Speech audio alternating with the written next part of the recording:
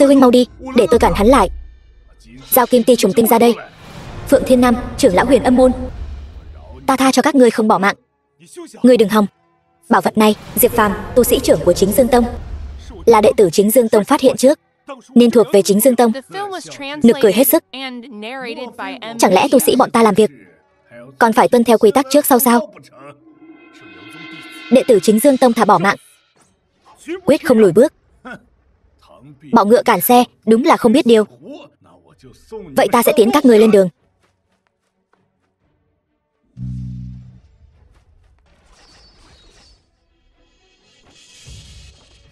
Chỉ là trúc cơ cảnh nhỏ bé, không hiểu sự chênh lệch của một cảnh giới.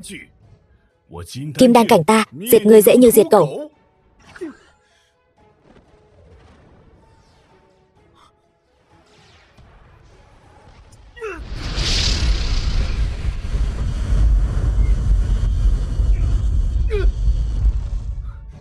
Phượng Thiên Nam, ta dù bỏ mạng cũng phải kéo ngươi chôn cùng, chỉ bằng ngươi sao?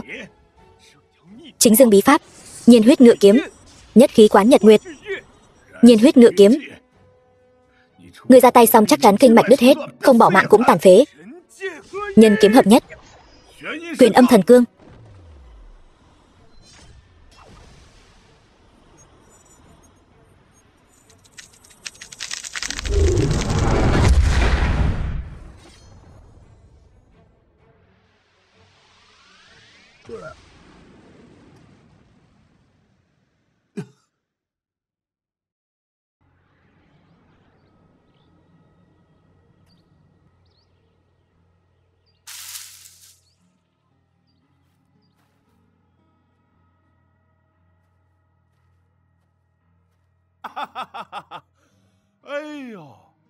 Ta tưởng đây là ai chứ? Đây chẳng phải thiên tài của tông môn, Diệp Phàm, Diệp sư huynh sao? Ngươi xem cái đầu óc ta này, ta lại quên mất rồi. Ngươi vừa mới bị trục xuất khỏi sư môn rồi. Một kẻ kinh mạch tan nát phế vật, làm sao có tư cách trở thành đệ tử của Chính Dương Tông ta? Tránh ra. Ngươi muốn bỏ mạng sao?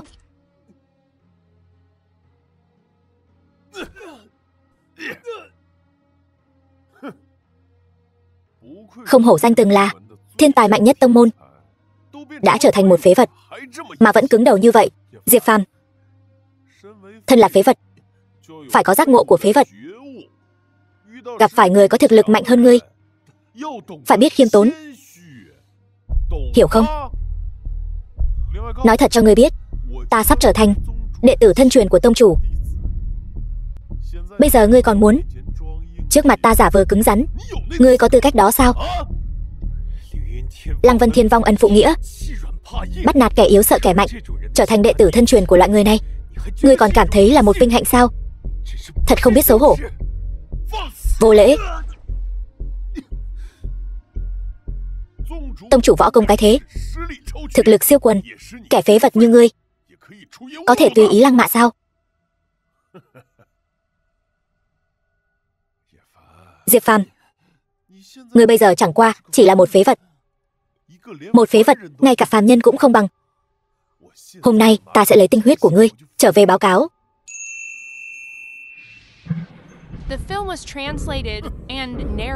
Không có thời gian lãng phí với ngươi ở đây. Ngày này năm sau chính là ngày giỗ của ngươi. Chính Dương bí thuật, phong linh tỏa hồn, tâm ma làm dẫn,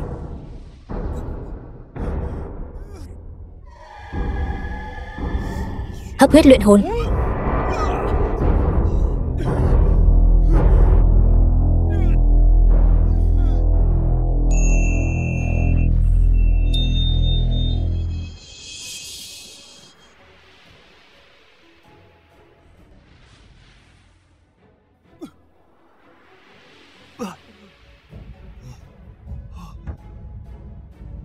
Đây là đâu?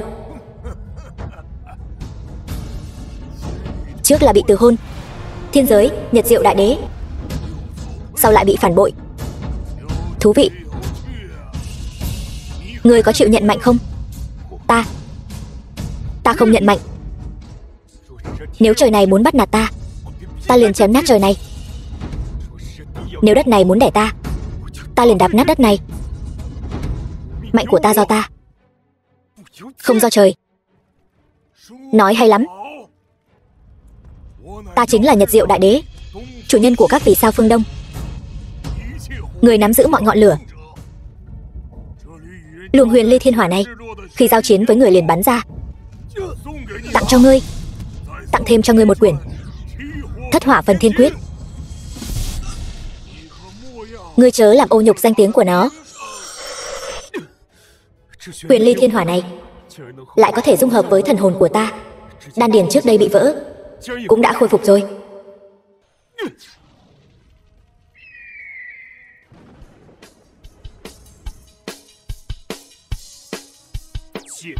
Kiếm đến.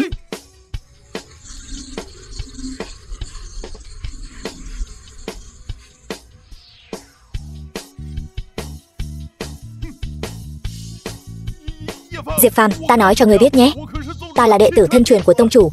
Ngươi bớt giả thần giả quỷ ở đó đi. Ngươi giúp người làm ác, đáng bỏ mạng. Ta sai rồi, sư huynh.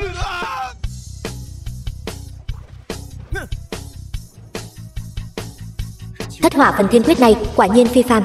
Ta hiện tại có thể sánh ngang kim đan cảnh. Nếu ta siêng năng tu luyện, nhất định có thể rửa sạch sỉ nhục ngày hôm nay. Thằng nhãi, lấy mạng đệ tử chính Dương Tông của ta, còn muốn đi sao? Chân không đại thủ ấn. Vạn thọ đan này tuy thần dị, nhưng cũng không thể vì ngươi mà khôi phục đan điền kinh mạch. Có phải vừa nãy trời giáng thần hỏa đã giúp ngươi khôi phục công lực không? Hay là ngươi cũng tu luyện ma đạo tà pháp? Liên quan gì đến ngươi? Ngọn thần hỏa trời giáng này vốn dĩ là cơ duyên thuộc về ta. Chính Dương Tông này phải do ta làm cho hưng thịnh. Thế gian này phải do ta đạp trời xưng đế. Tiểu tử, còn không mau trả lại cơ duyên của ta cho ta. Chân không đại thủ ấn. Kẻ tiểu nhân nhảy nhót. Thất Hỏa Phần Thiên Quyết. Kiếm phá thương khung.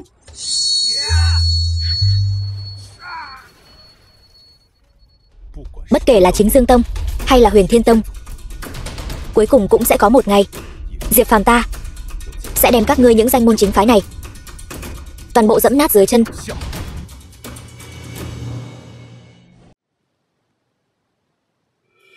Bộ Thất Hỏa Phần Thiên Quyết này thật bá đạo. Thức thứ nhất đã mãnh liệt như vậy, ta bây giờ thi triển vẫn còn hơi miễn cưỡng. Ước chừng phải đến kim đan cảnh mới có thể toàn lực thi triển.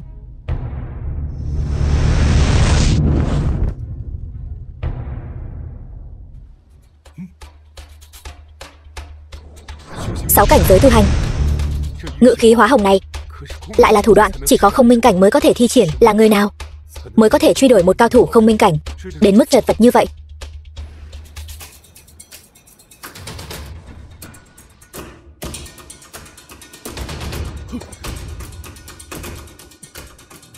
Không hay rồi.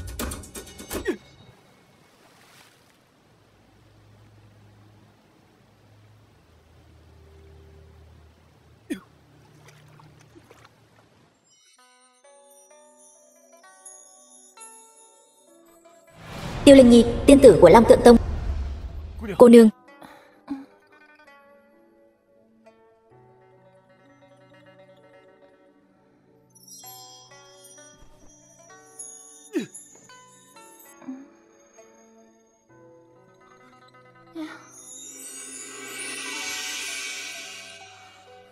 Âm dương hợp hoan tán, thật là thủ đoạn đê tiện.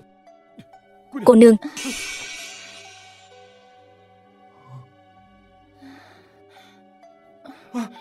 Không được.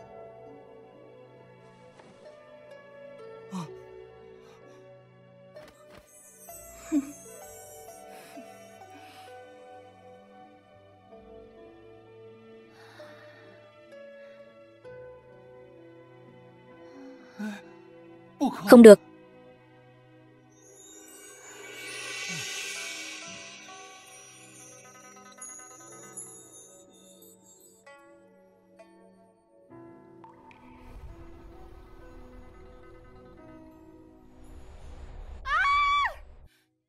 Tên dâm tặc, ta muốn lấy mạng ngươi. Ngươi có nói lý lẽ không vậy? Hôm qua ngươi bị người ta truy sát, còn chúng âm dương hợp hoan tán, là ta đã cứu ngươi. Ngươi còn dám nói? Ta đương nhiên phải nói. Hôm qua, ta đã cực lực phản kháng rồi, nhưng ngươi cứ nhất định nhào tới. Hơn nữa, là ngươi ở trên.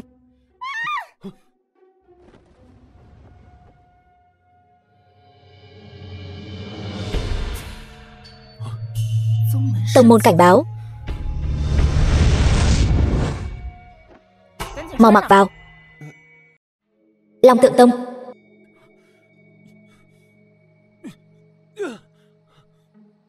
Trương thúc, tông môn cảnh báo, người này tạm thời ở chỗ trú. Một lát, cháu đi rồi về ngay.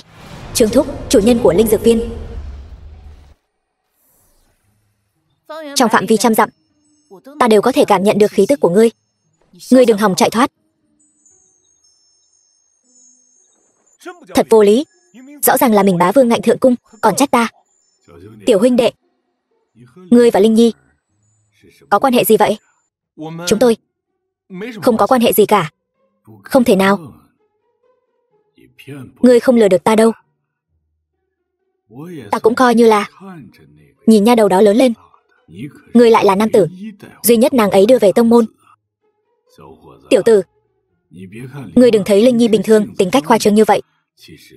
Thật ra nàng ấy cũng là bị ép buộc. Vào năm nàng ấy 10 tuổi, song thân phụng mạnh đến Tây Vực. Kết quả, một đi không trở lại. Đáng thương nàng ấy tuổi còn nhỏ, nếu không cứng rắn một chút, thì trong giới tu hành sẽ bị bắt nạt. Nói cũng đúng. Lão già, Trần Dương, đệ tử Long Tượng Tông. Linh dược viên này là của ngươi sao? Là của ta. Không biết thượng tu có gì phân phó?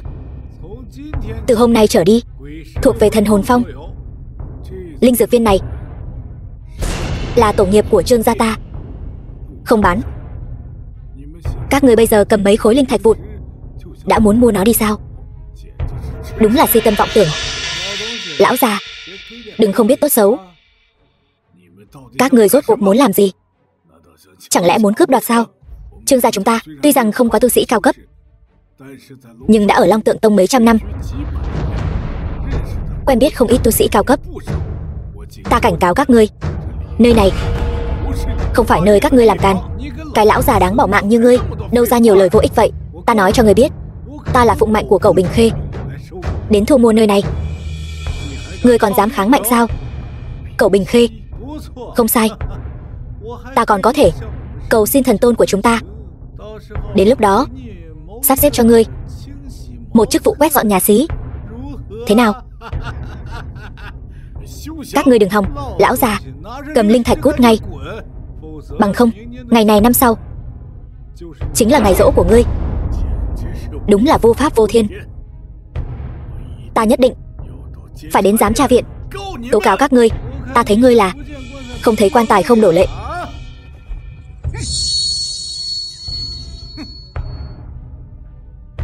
Trương thúc, ngài đi trước đi.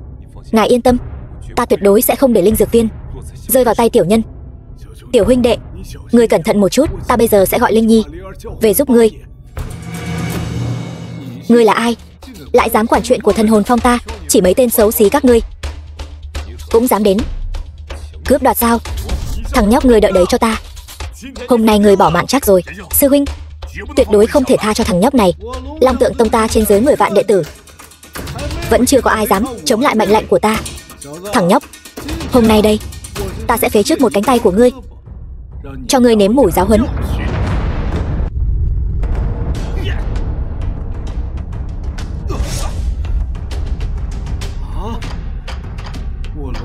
Long Tượng Tông ta rộng lớn ngàn dặm, ngươi có thể đỡ được một chiêu của ta?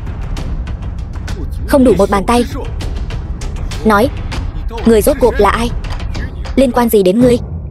Long Tượng Tông ta vừa bị ngoại địch xâm nhập, ngươi lại đột nhiên xuất hiện ở đây một cách khó hiểu. Ta nghi ngờ ngươi có liên quan đến việc Tàng Kinh Các bị mất trộm ngày hôm nay. Oai phong thật đấy. Trước là cướp đoạt dược viên, cố ý làm người khác bị thương, bây giờ lại trắng trợn đổi trắng thay đen, lẫn lộn đúng sai. Ai cũng nói Thần Hồn Phong các ngươi hành sự ngang ngược càn rỡ. Hôm nay gặp mặt, quả nhiên là vậy. To gan. Long Tượng Tông ta cũng là loại sâu bọ như ngươi, có thể phỉ báng sao? Thôi vậy, đợi ta phế bỏ toàn bộ tu vi của ngươi, Đến lúc đó, giao cho thần tôn của chúng ta, để ngài ấy thi triển siêu hồn đại pháp. Tất cả mọi chuyện này sẽ sáng tỏ. Quả nhiên là thượng bất chính hạ tắc loạn. Ai cũng nói Cẩu Bình Khê âm hiểm độc ác. Đệ tử mà hắn dạy dỗ, từng người đều là hỗn đản. Ngươi phỉ báng ta còn có đường sống, nhưng sư tôn của ta tung hoành Nam vực hơn 100 năm, thực lực ngập trời. Long Tượng Tông ta cùng với Huyền Thiên Tông là tông môn đứng đầu Nam vực. Ngươi dám bất kính với sư tôn của ta, Nam vực này e rằng không ai dám bảo vệ ngươi nữa. Cùng lên, lấy mạng hắn cho ta.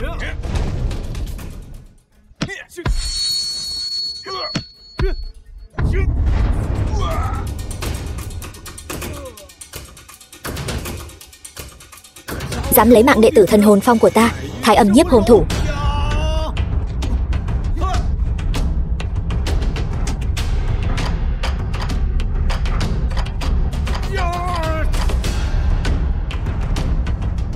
Kiếm đến. Nhân kiếm hợp nhất.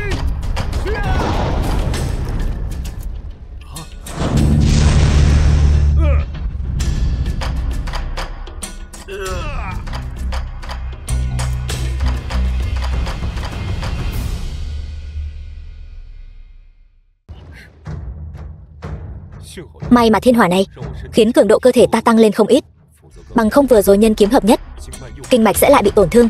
Tên cuồng đồ to gan, Thái Âm Nhiếp Hồn Thủ.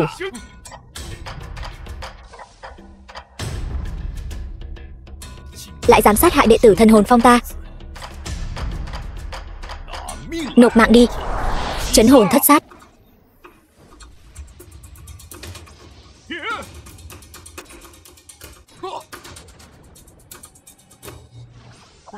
Bạch Hồng Quán Nhật, người này lai lịch bất minh, lại vô cớ lấy mạng đệ tử thân truyền của Thần Hồn Phong ta.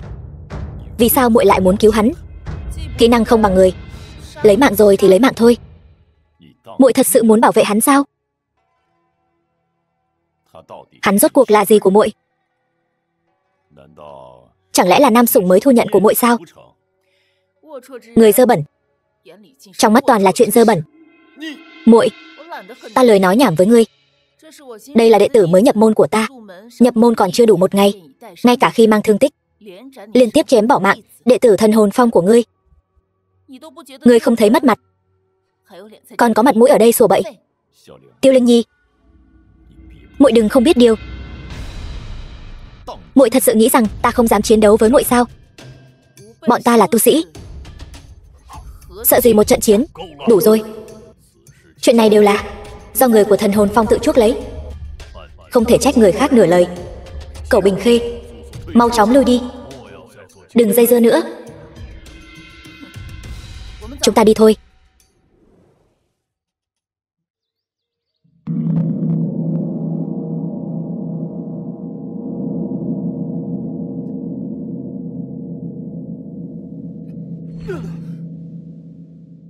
Ngươi có nói lý lẽ không vậy?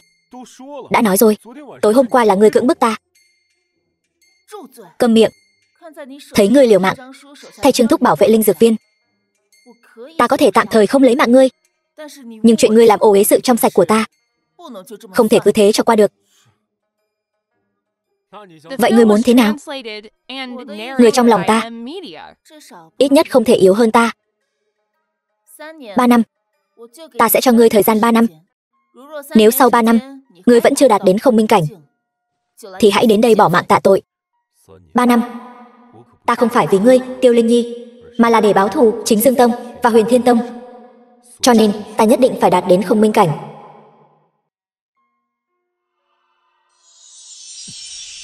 Đây là lệnh bài đệ tử Long Tượng Tông. Cuốn bí tịch này là đại pháp căn bản của Long Tượng Tông ta, Bát Nhã Long Tượng Công. Mau chóng luyện thành thạo nó. Đánh nhau mà bị thương thành ra thế này, thân thể yếu ớt không giống đàn ông chút nào. Ta có phải đàn ông hay không? Ngươi còn chưa rõ sao? Ngươi muốn làm gì? Quy tắc của Long Tượng Tông, muốn đánh người thì phải học cách bị đánh. Dược trưởng lão, Dược Trần không minh cảnh, ngươi tìm sư phụ ta có chuyện gì? Hồi cương thảo này ngươi bán thế nào? Mỗi cân 1 khối linh thạch, cái này đắt hơn chợ bên ngoài nhiều đấy. Dược Vương Phong ta có uy tín ngàn năm, những chợ bên ngoài có thể sánh được sao? Thiên hỏa cảnh báo. Đó là cái gì? Ta cũng không biết đây là cái gì. Nếu ngươi muốn nó, vật này không phải kim loại, cũng không phải gỗ, hơn nữa còn nặng bất thường. Là lão phu nửa năm trước ở trong Thập Vạn Đại Sơn hái thuốc mà có được. Sao vậy? Ngươi muốn sao? Dược trưởng lão, tôi ở chỗ ngài đây, mỗi loại mua 100 cân hồi cương thảo và ban lan hoa. Hay là ngài cứ xem vật này như một món tặng thêm, tặng cho đệ tử được không? Lão phu tuy không biết vật này rốt cuộc có tác dụng gì, nhưng cũng có thể khẳng định vật này phi phàm. Làm sao? Ngươi muốn ta tặng cho ngươi sao? Vật này tuy kỳ lạ, nhưng ở chỗ ngài lại không có tác dụng gì. Nếu không ngài cũng sẽ không tùy tiện đặt ở quầy thuốc này. Chi bằng tặng cho ta một ân huệ đi. Linh Nhi thật là thu nhận được một đệ tử tốt nha. Ngài biết tôi, ngài nhập tông, ngươi đã với thân thể mang thương tích chém lấy mạng đệ tử chân truyền Thần Hồn Phong, cứng rắn đỡ một đòn chí mạng của Cẩu Bình Khê. Diệp Phàm, bây giờ ngươi đúng là người nổi tiếng trong Long Tượng Tông rồi. Phong quang vô hạn, chỉ là may mắn thôi. Nếu vật này đối với ta cũng không có tác dụng gì, vậy ta tặng cho ngươi vậy. Cứ xem như ta đây là trưởng bối, tặng cho vãn bối một món quà gặp mặt. Nhưng mà số hồi cương thảo và ban lan hoa này thì phải trả linh thạch đó. Không vấn đề, đa tạ Dược trưởng lão. Cầm lấy. Địa chỉ trên bức tranh này chính là nơi năm đó ta nhặt được vật này. Nếu vật này có ích cho ngươi, ngươi có thể đến đó tìm kiếm cơ duyên. Đa tạ Dược trưởng lão. Đây rốt cuộc là vật gì? Ngay cả Dược lão cũng không nhìn ra. Thôi vậy, nếu đã là thiên hỏa cảnh báo, chắc hẳn không phải vật bình thường.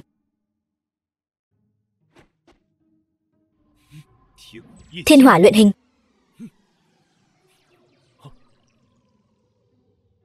Thế mà còn có thể tăng cường hỏa thế. Thu thị phản thính, ngưng thần tụ khí, khảm ly tụ hợp, nghịch phản tiên thiên.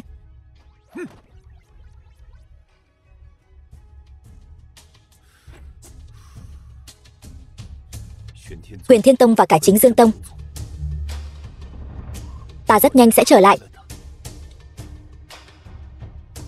Linh khí giao hội, long hổ giao hợp. Có phải đã đột phá kim đan rồi không? Đỡ thêm một quyền của ta.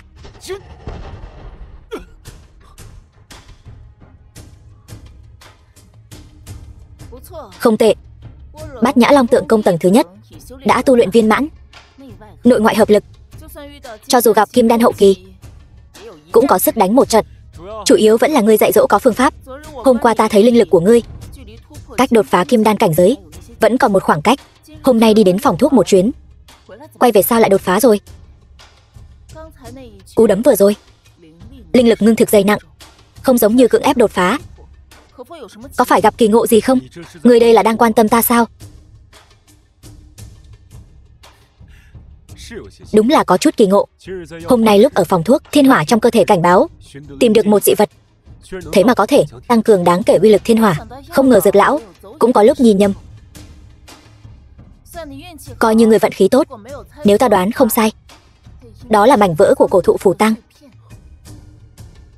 chứa đựng bản nguyên thanh mộc, ngũ hành tương sinh tương khắc, gỗ cháy sinh hỏa. Đối với dị hỏa của ngươi chắc chắn có trợ lực rất lớn. Đúng vậy. Dược lão cho ta một tấm bản đồ, ta định đến đó tìm thử xem còn phát hiện gì nữa không. Thập Vạn Đại Sơn.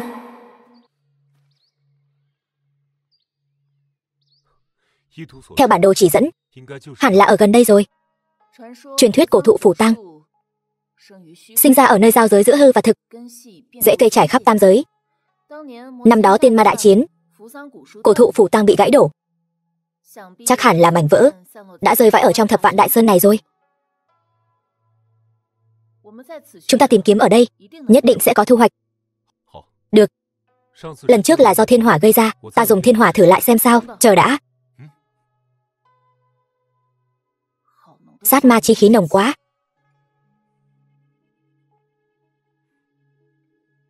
Ta qua bên đó xem sao.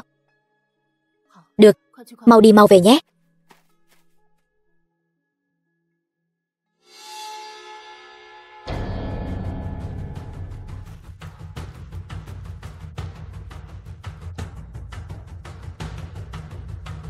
Không hay rồi. Kính hoa thủy nguyệt, viên quang hồi tố.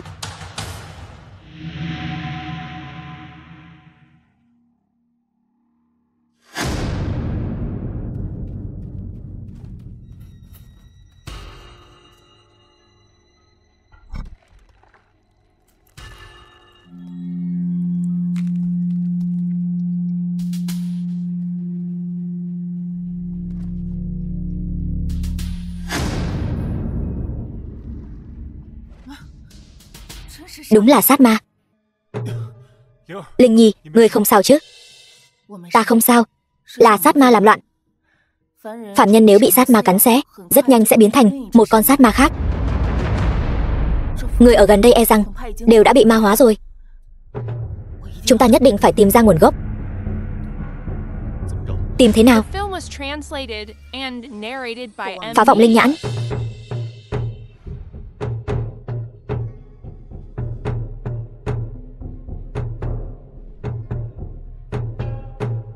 Ta tìm thấy rồi. Hàng sát ma. Âm dương nghịch loạn, ma diễm ngập trời, u diễm tây lai, phệ hồn diệt thiên. Quả nhiên chúng ta đã tìm thấy rồi. Cẩn thận. Con ma linh thi triển pháp thuật này e rằng đã đạt đến sơ kỳ không minh cảnh rồi. Lát nữa ngươi chú ý an toàn nhé.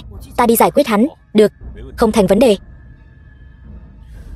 Sao? Trông hơi quen mặt. Không hay rồi.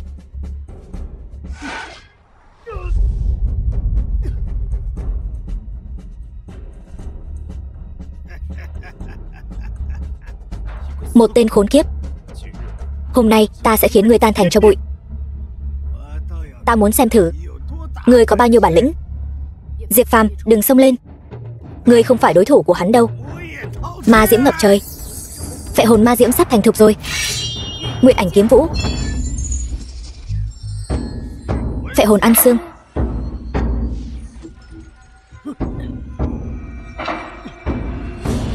Cô nhóc này thực lực chỉ ở trung kỳ không minh cảnh, cũng dám đến cản trở kế hoạch của ta.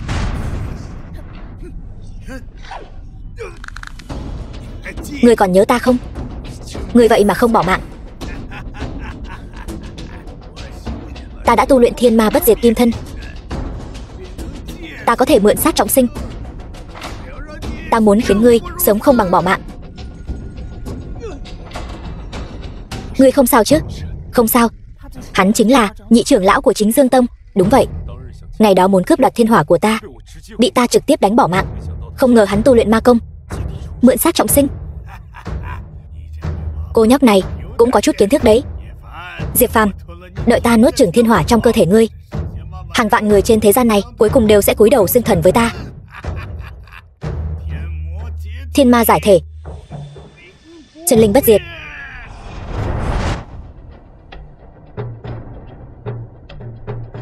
Không hay rồi, hắn sắp luyện thành rồi.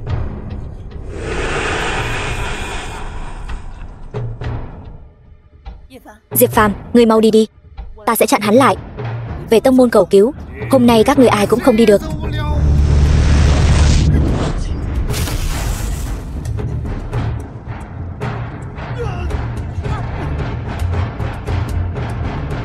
Hóa ra là xích diễm ma linh.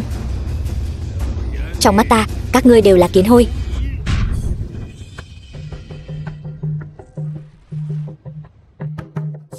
Thất hỏa phần thiên quyết.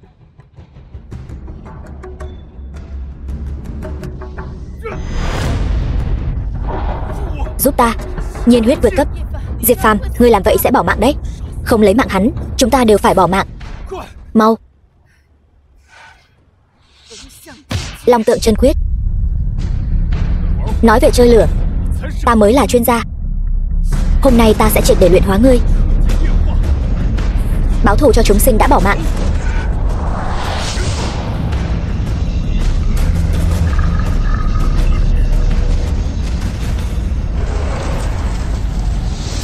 Ta cho dù bỏ mạng cũng phải chiếm cứ linh đài tử phủ của ngươi. Diệp Phàm, ngươi tỉnh lại đi. Ngươi tỉnh lại đi. Ta nhất định sẽ đưa ngươi trở về.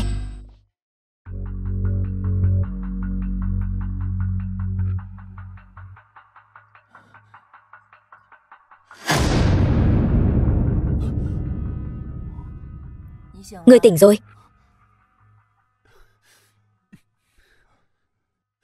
Ngươi không sao, thật sự quá tốt rồi. May mà viên đan dược này có tác dụng.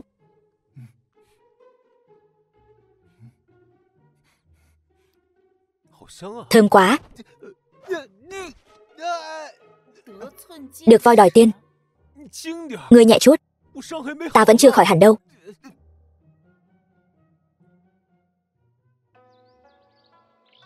Viên cửu chuyển hồi hồn đan này quả nhiên là kỳ diệu. Không chỉ giúp ta luyện hóa phệ hồn ma diễm, còn giúp ta có được năng lực cảm nhận thần hồn vạn vật. Tu vi lại càng trực tiếp đột phá kim đan đỉnh phong. Lần sau gặp lại yêu ma tà vật, nhất định sẽ khiến chúng tan thành cho bụi. Kim đan đỉnh phong. Đúng vậy. Viên cửu chuyển hồi hồn đan này suýt nữa vét sạch gia sản của ta rồi. Tất cả đã được đổ ra. Thiên Bảo hội liên kết với Thất Tông Nam Vực tổ chức đại hội đánh cược đá, sắp bắt đầu rồi. Ngươi đi cùng ta một chuyến.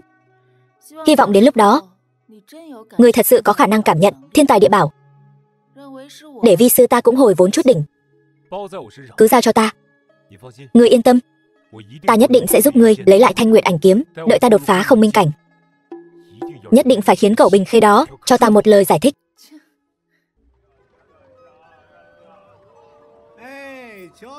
Nhìn xem, một nhát dao nghèo, một nhát dao giàu, một nhát dao dọn vào đại tiên phủ. Hai vị đến xem thử.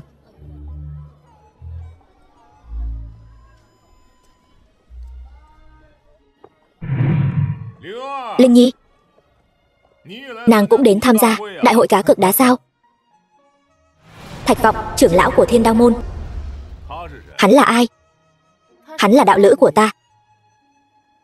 Người này là Thạch Vọng, theo đuổi ta gần 10 năm. Nếu không phải Long Tượng Tông có quan hệ rất tốt với Thiên Đao môn, ta sớm đã một kiếm chém bỏ mạng hắn rồi. Linh Nhi, dù nàng có từ chối ta, cũng không đến mức tìm một thứ như thế này đến để sỉ nhục ta chứ. Thạch Vọng, ta khuyên ngươi nói chuyện khách khí một chút. Được, không nhắc đến hắn nữa. Linh Nhi, có cần ta giúp nàng chọn vài khối đá không? Nàng biết đấy, nhãn lực của ta là chuẩn xác độc đáo. Thật là ếch ngồi đáy giếng, không biết trời cao đất dày. Nhóc con, ở đây có chỗ cho ngươi xen mồm vào sao? Sao nào? Bị vạch trần rồi, tức giận xấu hổ sao? Nhóc con, ta nể mặt Linh Nhi, lần này sẽ không so đo với ngươi. Nếu ngươi còn dám nói lời vô lễ, đừng trách ta không khách khí với ngươi. Không được còn không cho người ta nói. Nhóc con, ngươi là muốn bỏ mạng sao? Không phục sao? Có dám đánh cược một ván không? Ngươi vậy mà dám đánh cược đá với ta? Ngươi cũng xứng sao? Ngươi nói cho hắn biết ta là ai. Bái kiến Thạch trưởng lão. Vị tiểu huynh đệ này, Thạch trưởng lão là người 10 lần liên tiếp vô địch giải đấu cá cược đá. Người ta đặc biệt hiệu là thần nhãn. Trên đời này không có nguyên thạch nào mà Thạch trưởng lão không nhìn ra được. Khu chợ này, Thiên Thạch phường xa hoa nhất, chính là sản nghiệp của Thạch trưởng lão. Thế nào, nhóc con? Bây giờ biết ta là ai chưa? Ngươi còn dám đánh cược với ta không? Có gì mà không dám. Hôm nay sẽ cho ngươi thấy thế nào là người giỏi còn có người giỏi hơn, trời cao còn có trời cao hơn. Cuồng vọng. Được, ta sẽ đánh cược với ngươi. Đánh cược gì? Cứ đánh cược khối đá này có thể khai thác ra tùy linh thạch hay không. Linh Nhi, nàng chắc chắn tên gia hỏa mà nàng tìm thần trí bình thường, không phải bị mất trí rồi chứ. Thạch Vọng, người muốn đánh cược thì đánh cược, không đánh cược thì cút đi. Đâu ra lắm lời vô nghĩa thế. Ván chắc chắn thắng, ta tại sao không đánh cược? Nếu người thua thì quỳ xuống gọi ta 2 tiếng ông nội, sau đó cút khỏi Tiêu Linh Nhi. Ta nhìn thấy ngươi là không thoải mái. Nếu ngươi thua thì vĩnh viễn không được đến quấy rầy Tiêu Linh Nhi nữa. Bớt nói nhảm đi. Chúng ta ở khu đá, xem ai hơn ai. Được, lời vàng đã thốt ra, giao kèo cá cược đã thành. Nếu có ai vi phạm, trời đất cùng diệt trừ. Được rồi, cắt nhanh đi. Ta đã không thể chờ đợi được. Muốn xem dáng vẻ xám xịt rồi cút đi của thằng nhóc này.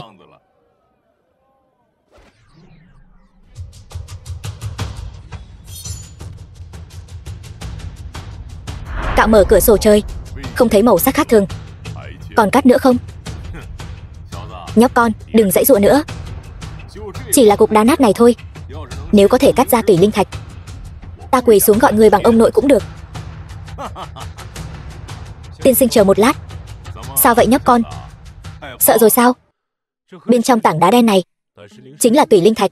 Cắt như vậy quá lãng phí thời gian. Chỉ cần đập nát vỏ đá là được. Xem người có thể giả vờ đến bao giờ.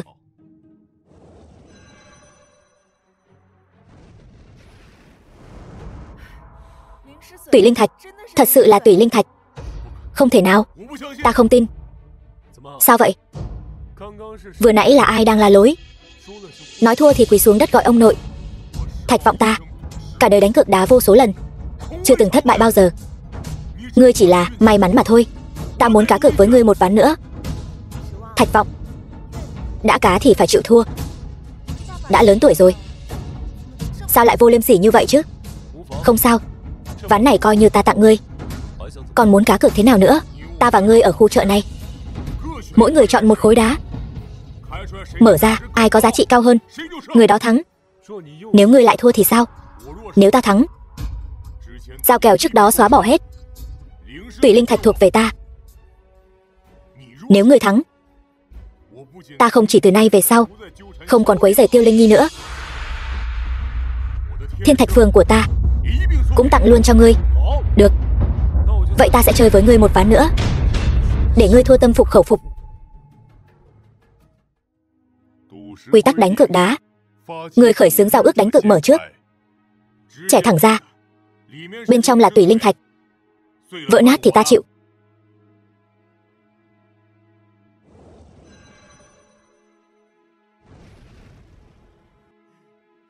Nhóc con, ta xem lần này ngươi làm sao thắng được ta. Ngươi có chắc không? Yên tâm, cứ chờ xem kịch hay đi. Tiểu đạo hữu, muốn cắt thế nào? Tiên sinh, lần này để ta tự mình làm đi. Làm bộ làm tịch. Đây chẳng qua chỉ là một khối đá phế liệu. Chẳng lẽ trời xanh còn chiếu cố ngươi lần thứ hai sao? Dựa vào vận may thì không thể thắng được ta. The film was translated and narrated by M Media. Hóa ra nhóc con ngươi không chỉ nhãn quang kém cỏi, mà ngay cả thực lực cũng kém cỏi đến vậy. Ngay cả đá bình thường cũng không đập vỡ được. Đúng là phế vật.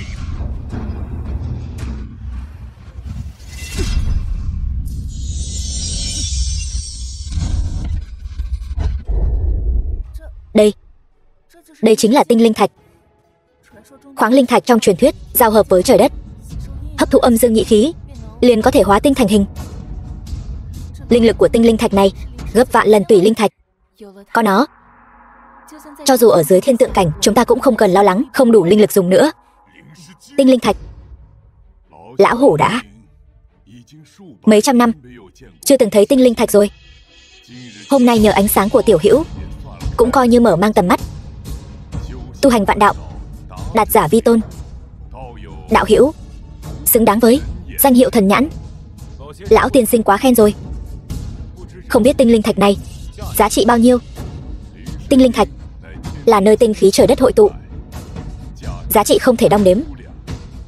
Lão hủ cũng không dám nói chắc. Thạch tiên sinh, không biết ngươi thực hiện giao ước đánh cược thế nào đây? Một tiểu bối còn con, vậy mà cũng dám sỉ nhục ta như vậy. Bỏ mạng đi. Thạch Vọng, trưởng lão Thiên Đao môn, phí lượng chỉ có thế thôi sao? Ngươi muốn đánh nhau, ta đánh với ngươi, cuồng đao đoạn lưu. Cản rỡ. Thạch Vọng, dám ở đại hội đánh cược đá do Thiên Bảo hội và Thất Tông liên hợp tổ chức mà động thủ sao? Đúng là không biết điều. Buông ta ra. Là nhóc con này khiêu khích trước. Thạch Vọng của Thiên Đao môn coi thường thiết luật của Thất Tông, ảnh hưởng xấu, đáng bị tước đoạt thân phận tu sĩ, vào hắc ngục phục dịch 10 năm để chuộc tội. Diệp tiểu hữu, Thiên Thạch phường này là của ngươi rồi, ngươi bất cứ lúc nào cũng có thể tiếp quản. Lão hủ xin cáo từ trước, đa tạ tiên sinh.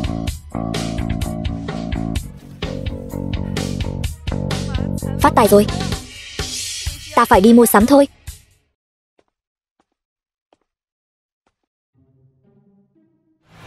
La Khởi, quản sự Thiên Bảo hội. Nô gia La Khởi, quản sự Thiên Bảo hội. Ra mắt Diệp công tử. Tối nay muốn mời Diệp công tử tham gia buổi đấu giá của chúng tôi. Sớm đã nghe nói buổi đấu giá của Thiên Bảo hội là buổi đấu giá lớn nhất ở Nam vực này. Bên trong vô số kỳ chân dị bảo, ngay cả công pháp đỉnh cấp nhất cũng từng lưu truyền ra ngoài. Được, chúng tôi biết rồi. Khối tinh linh thạch mà công tử đã khai thác giá trị không nhỏ. Nếu công tử tin tưởng nô gia, chi bằng giao cho Thiên Bảo hội chúng tôi đi, bảo đảm sẽ ra giá tốt cho công tử.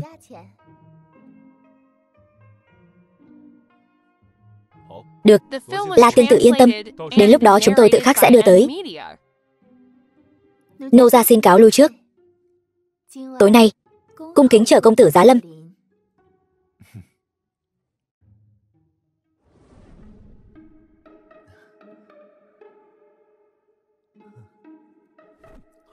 Còn nhìn gì nữa, mắt sắp mọc luôn lên người ta rồi. Người ta khách sáo như vậy, phải ứng phó một chút chứ. Người biết đấy, trong mắt ta chỉ có ngươi, không dung nạp người khác đâu. Đợi đến khi ngươi đạt tới không minh cảnh, hãy nói những lời này với ta. Mời công tử, Thiên Bảo hội. Tiêu Linh Nhi, huyền linh pháp thể của muội sắp thuộc về ta rồi.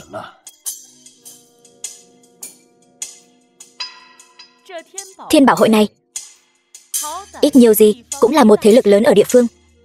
Sao loại phế vật nào cũng phát thiệp mời vậy? Không sợ mất mặt sao? Cô nương, ngươi và ta lần đầu gặp mặt, vì sao lại nói năng bất kính như vậy? Sao vậy? Lời ta nói có sai sao? Đồng là tu sĩ Nam vực, ngươi lại dựa vào cái gì mà cao hơn ta một bậc? Đồng là tu sĩ Nam vực sao? Ngươi nói lời này không sợ người ta cười rụng răng sao? Thân phận của bọn ta cao quý như vậy, ở các tông các phái Nam vực, bất kể đi đến đâu đều được người khác coi trọng. Làm sao cái loại phế vật như ngươi có thể so sánh được? Sư muội, loại người tầng dưới này làm sao biết được thiên địa rộng lớn, sự huyền diệu của tu hành? Ngẫu nhiên dựa vào vận khí thành công một lần, liền cho rằng có thể cùng thiên kiêu ngang hàng.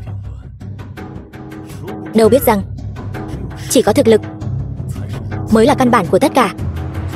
Giống như bây giờ, chỉ cần ta muốn vươn một ngón tay ra là có thể khiến các ngươi giống như con kiến hôi, bị đè bỏ mạng. Các ngươi một kim đan sơ kỳ, một kim đan hậu kỳ, chỉ chút thực lực này cũng dám ở đây la lối, nói lời ngông cuồng. Ngươi là một người không thể tu luyện, sao dám nói lời ngông cuồng như vậy? Không thể tu luyện, rốt cuộc ngươi là ai? Ta là ai? Mở to mắt của ngươi ra, nhìn cho rõ đây. Mộ Dung Thiên Tuyết, hóa ra ngươi chính là kẻ đó. Sau khi Diệp Phàm mất hết tu vi, đã hủy bỏ hôn ước, đúng là kẻ vô liêm sỉ. Ngươi biết gì chứ? Bổn tiểu thư là vì tốt cho hắn. Loại phế vật như hắn, đan điền vỡ nát, kinh mạch đứt đoạn, cũng chỉ có loại người như ngươi, thị nữ thiển cận đàn bà nhà quê, mới xứng với hắn. Cũng không biết là ai thị nữ thiển cận, đã bỏ lỡ cơ duyên trời ban này. Hắn may mắn sống sót một lần. Ngươi đã thấy thật ghê gớm rồi sao? Nhãn quang của ngươi giống hệt với vẻ ngoài của ngươi, nông cạn. Xem ra Huyền Thiên Tông thật sự sắp suy tàn rồi. Dạy ra toàn thứ gì thế này? Một kẻ chua ngoa cay nghiệt, một kẻ tự cao tự đại, chắc chắn không có người kế tục. Ngông cuồng, dám sỉ nhục môn phái Huyền Thiên Tông của ta. Muốn bỏ mạng sao? Để ta bỏ mạng. Ngươi còn chưa có tư cách đó. Sư huynh, đừng nói nhảm với cô ta nữa. Thiên ý kiếm quyết. Kính thưa quý khách, sao lại nóng giận thế này?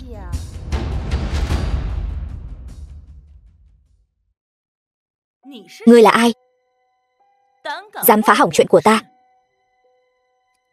La quản sự, sư muội của ta lần đầu xuống núi, mong cô lượng thứ. Không sao, thánh tử đại nhân khách sáo rồi. Tính cách của sư muội ngài thật là thẳng thắn đáng yêu. Sư huynh, cô ta là cái thá gì? Dám phá hỏng chuyện của chúng ta. Huyền Thiên Tông ta sợ ai bao giờ đâu. Huyền Thiên Tông đương nhiên không sợ bất kỳ ai.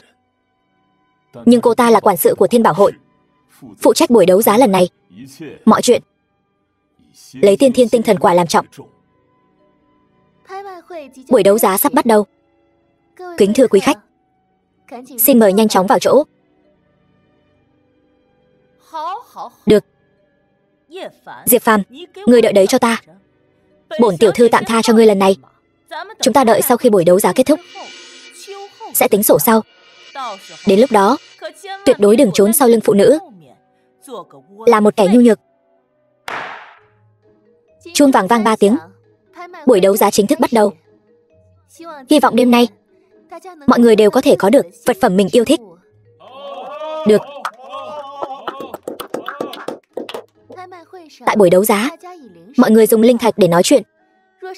Nếu có ai muốn cướp đoạt tại Thiên Bảo Hội của ta, đừng trách ta không khách khí.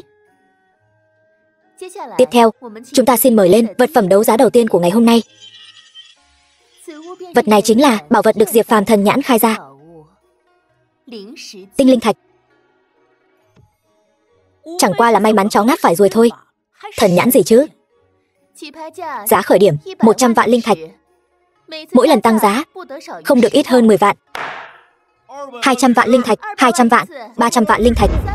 300 vạn lần thứ nhất, 500 vạn linh thạch, 800 vạn, 1000 vạn, 1200 vạn, 1500 vạn linh thạch. 1500 vạn linh thạch lần thứ 3. Chúc mừng vị đạo hữu này đã giành được tinh linh thạch.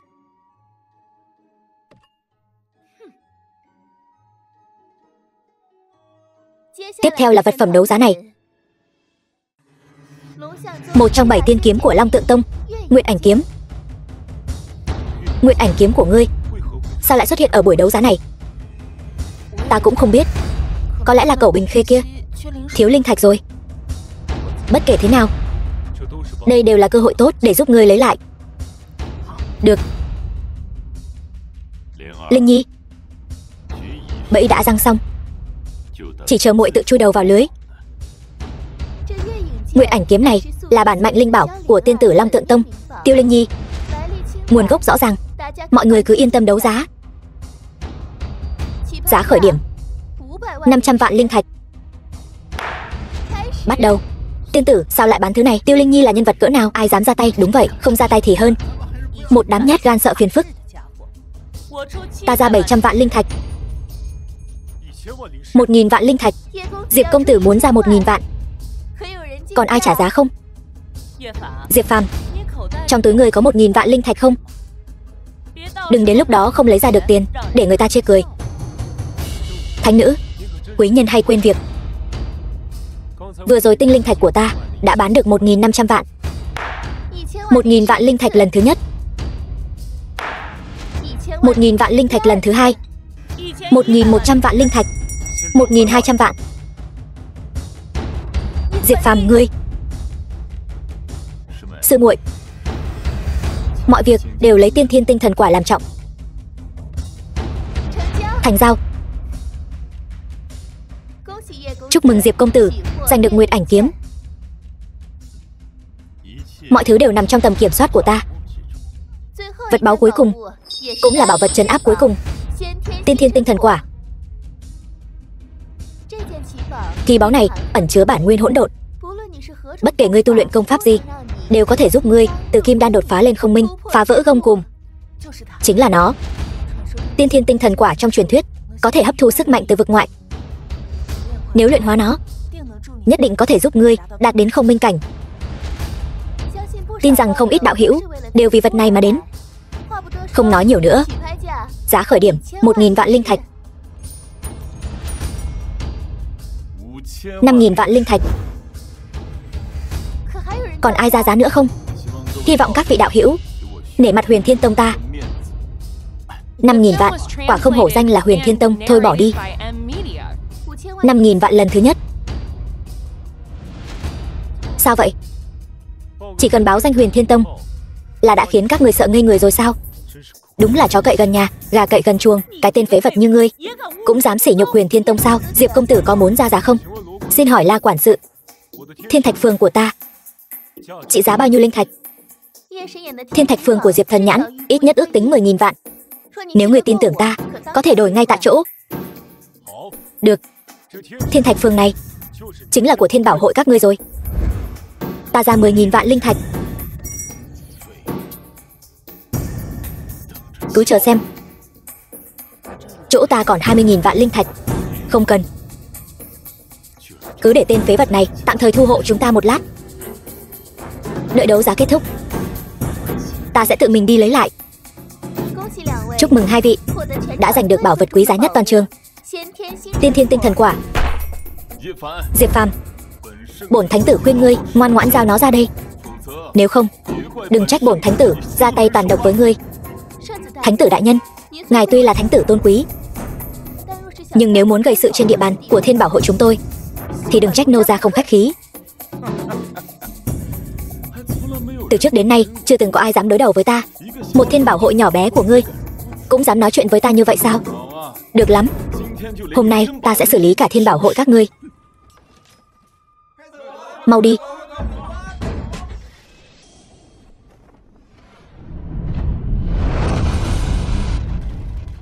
Vì ngươi đã phá hỏng quy tắc, vậy thì nô gia không thể không ra tay rồi.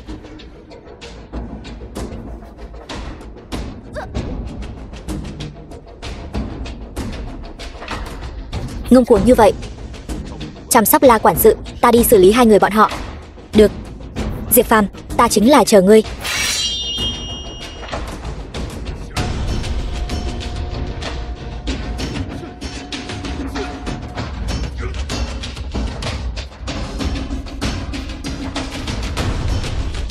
Thế nào? Bây giờ ai mới là phế vật? Diệp Phàm, thả sư huynh của ta ra. Tên khốn kiếp như ngươi sao dám sỉ nhục ta? Còn có bản lĩnh gì nữa thì dùng hết ra đi.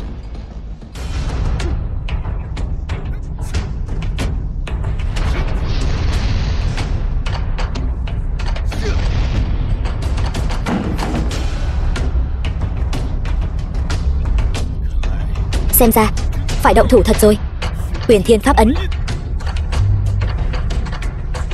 Ngũ Lôi Oanh đỉnh, Long Tượng Kim Cương, Thất Hỏa Phần Thiên Quyết. Kiếm đến.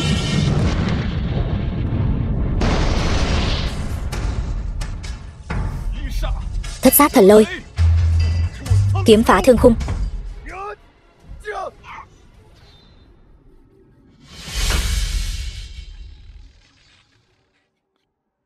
Không. Sư huynh. Sư huynh. Sư huynh. Diệp Phàm, chẳng lẽ kinh mạch của ngươi đứt hết? Đều là giả sao? Mộ Dung Thiên Tuyết, ta không trở thành phế nhân, có phải ngươi rất thất vọng không? Ngươi, ngược lại ta còn phải cảm ơn ngươi đã nhường một thiên tài tốt như vậy cho ta. Ngươi của bây giờ không xứng bỏ mạng dưới tay ta. Huyền Thiên Tông, ta sớm muộn gì cũng sẽ đến. Đa tạ Diệp công tử và cả tiên tử đã ra tay cứu giúp. La tiên tử, bọn họ cứ giao cho ngươi xử lý. Đã gây thêm phiền phức cho các vị rồi. Diệp công tử khách sáo rồi. Thiên bảo hội của ta niệm tình xưa, tự có chừng mực. Được. Vậy chúng ta giang hồ tái kiến. Hậu hội hữu kỳ.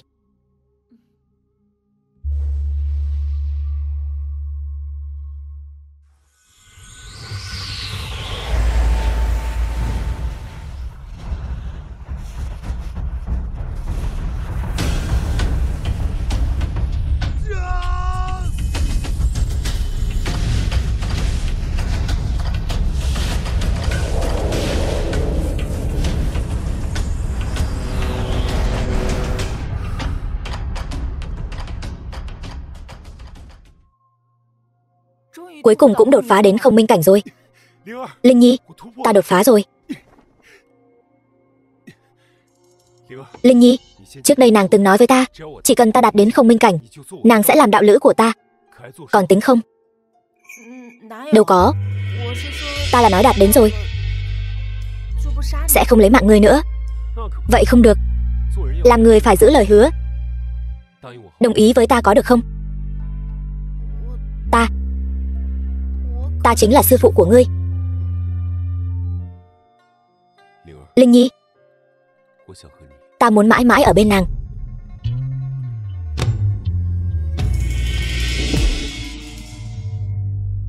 Là tông môn đang triệu hồi hai ta. Đi thôi. Tham kiến tông chủ. Không cần đa lễ. Chư vị, Diệp Phàm đã đến rồi. Nói đi, các ngươi đến Long Tượng Tông của ta rốt cuộc là vì chuyện gì? Diệp Phàm, cuối cùng cũng tìm thấy ngươi rồi. Ngươi tu luyện ma công, âm mưu tập kích lấy mạng đệ tử và nhị trưởng lão của Chính Dương Tông ta, tàn bạo bất nhân như vậy, thiên địa không dung. Còn không mau theo ta về Chính Dương Tông nhận tội bỏ mạng. Ta và Chính Dương Tông sớm đã ân đoạn nghĩa tuyệt. Là bọn họ âm mưu đem ta rút máu luyện đan, lại còn thèm khát cơ duyên của ta, ra tay đánh lén trước. Ta lấy mạng bọn họ, có gì không được, còn có tội gì chứ? Tông chủ, người này cuồng vọng tự đại, e rằng bất lợi cho tình nghĩa giữa bảy tông chúng ta. Chuyện của Diệp Phàm và Chính Dương Tông, Cẩu sư huynh không rõ nội tình, tốt nhất là đừng nói lung tung, kẻo lại mang tiếng tiểu nhân. Sư muội đừng vội, sư huynh ta cũng chỉ nói thật thôi. Khi Diệp Phàm vừa đến Long Tượng Tông, đã gây ra nội chiến giữa hai đỉnh của ngươi và ta. Bây giờ lại xảy ra chuyện như thế này. Theo ta thấy, người này tâm tư thâm sâu, thủ đoạn tàn độc, phần lớn là muốn mượn Long Tượng Tông chúng ta để tránh họa. Chúng ta sao có thể vì một người như vậy mà phá hoại quan hệ với Chính Dương Tông? Diệp Phàm là người như thế nào, ta hiểu rõ nhất. Trong lòng hắn tuyệt đối không có ý này. Cẩu sư huynh vẫn là đừng dựa vào suy đoán mà làm oan cho người khác. Linh Nhi tiên tử, đừng để bị người này lừa gạt. Khi Diệp Phàm ở Chính Dương Tông ta cũng thủ đoạn tàn độc, âm hiểm vô sỉ, nếu không cũng sẽ không bị đuổi khỏi Chính Dương Tông. Lý trưởng lão nói có lý.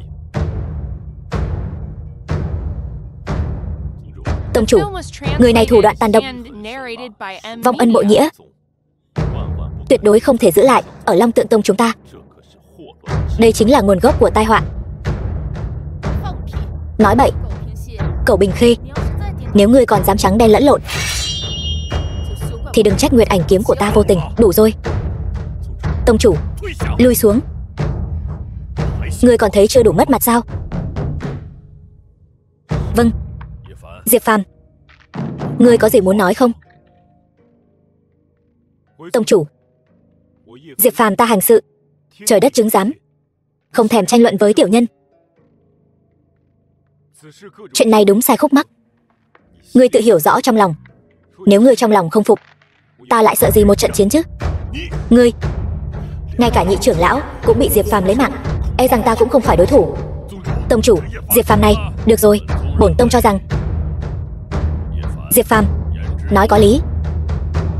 Bất kể có ẩn tình gì khác hay không, nhưng chuyện hắn đánh bỏ mạng trưởng lão của Chính Dương Tông và đệ tử xảy ra sau khi hắn rời khỏi Chính Dương Tông, cho nên không tính là phản bội, chỉ là ân oán giang hồ mà thôi. Nhưng mà tu chân giới lấy thực lực làm tôn, không có chuyện chỉ cho phép ngươi lấy mạng người khác, mà người khác không được phản kháng. Vì vậy, chuyện này cứ dừng ở đây. Nếu chính Dương Tông các ngươi vẫn còn oán khí, thì cứ để Lăng Vân Thiên đó đến tìm ta là được. Được, chúng ta cứ chờ xem.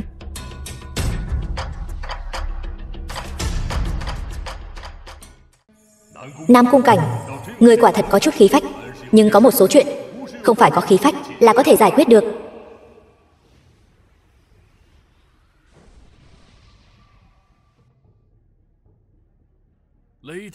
Pháp Vương Lôi Đình giá lâm, không biết lại có chuyện gì. Thiên Tuyết, người này đã lấy mạng đồ nhi của ta sao? Bẩm tông chủ, chính là tên xúc sinh này, ngươi đáng bỏ mạng.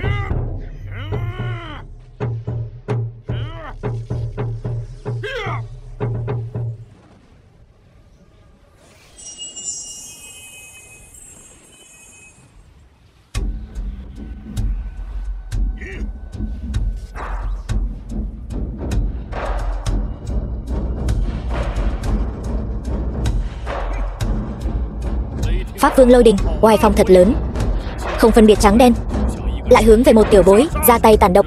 Đây chính là tác phong của Huyền Thiên Tông các ngươi sao? Diệp Phàm tập sát đồ đệ của ta trước, bổn tọa không lập tức trấn sát tại chỗ, chính là đã nể mặt của Long Tượng Tông các ngươi. Nam Cung Cảnh, ngươi đừng không biết tốt xấu, rõ ràng là đồ đệ của ngươi nảy sinh lòng tham, cưỡng chế gây rối Thiên Bảo Hội, cướp đoạt bảo vật. Diệp Phàm mới lấy mạng hắn, ngươi nói bậy. Ngày đó ở buổi đấu giá, ngươi và Diệp Phàm nhiều lần sỉ nhục Huyền Thiên Tông ta, sư huynh của ta tức giận không chịu nổi, tranh luận vài câu, các ngươi liền đối với sư huynh của ta ra tay tàn độc. Xin tông chủ làm chủ cho sư huynh của ta, lấy mạng Diệp Phàm, báo thù cho ta và sư huynh. Mộ Dung Thiên Tuyết, lúc đó khi hủy hôn, ta cứ nghĩ ngươi chỉ là kiêu ngạo, không ngờ ngươi bây giờ trở nên âm hiểm độc ác, lời nói dối thốt ra dễ dàng như vậy sao? Tông chủ, lời đệ tử nói từng câu từng chữ đều là thật, xin làm chủ cho sư huynh của ta và ta. Nói năng bừa bãi, mở miệng nói thì lời này ai mà chẳng nói được. Ngươi có bằng chứng không? Ngày đó các ngươi tập sát sư huynh của ta trước, ta là một nữ tử yếu đuối, làm sao ta dám giữ lại bằng chứng? Ngươi không có bằng chứng, ta có. Tất cả những gì xảy ra ngày hôm đó đều được ta dùng thanh ảnh thạch ghi lại rồi. Mọi người muốn cùng xem không? Được, trong thanh ảnh thạch không thể làm giả. Pháp Vương Lôi Đình, cùng xem đi. Nếu những gì ghi lại và những gì hai ngươi nói có chút khác biệt, thì không ai cứu được các ngươi. Thanh ảnh lưu hình.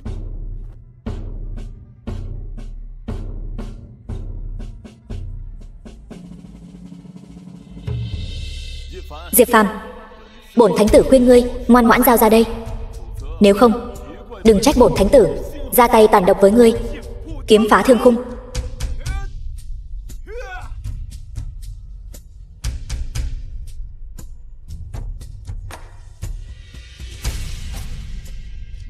Mộ Dung Thiên Tuyết, ngươi còn gì để nói không? Xúc sinh to gan, đền mạng đồ nhi của ta đây. Thần uy như ngục, vô sỉ, Nguyệt Ảnh Kiếm Vũ.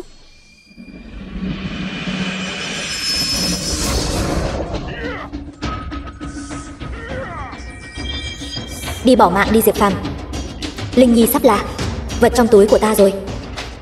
Hỗn xược, Lôi Đình, ngươi làm loạn đủ chưa?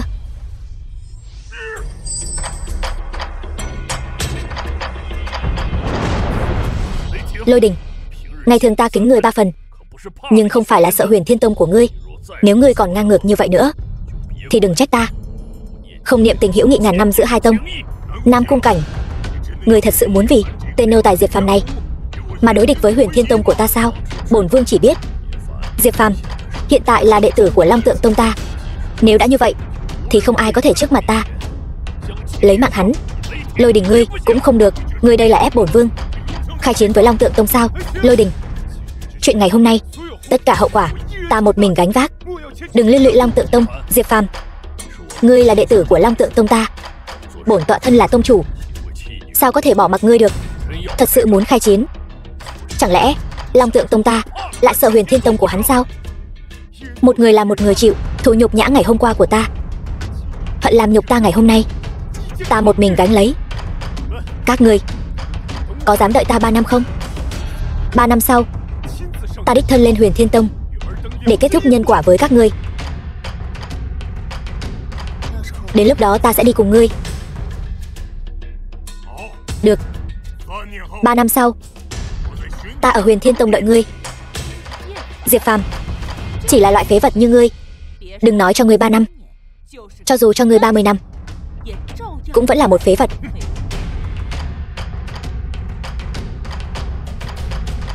Chúng ta đi. Diệp Phàm, không ngờ lại để ngươi thoát một kiếp nữa. Xem ra vẫn phải do ta tự mình ra tay.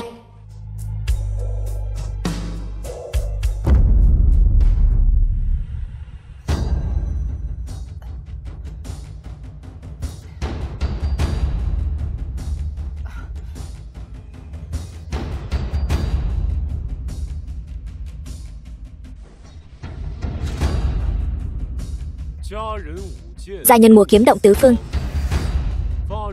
tóc như lôi đình trấn cửu tiêu, dường như giang hải ngưng thanh quang. Linh Nhi, không ngờ nàng đã đạt đến cảnh giới kiếm tâm thông minh. Không hổ là huyền linh pháp thể, ngộ tính kinh người. Không cố gắng không được. 3 năm sau, ta còn phải đi cùng ngươi đến Huyền Thiên Tông để đòi lại công đạo nữa chứ. Linh Nhi, gặp được nàng thật sự là vinh hạnh của ta.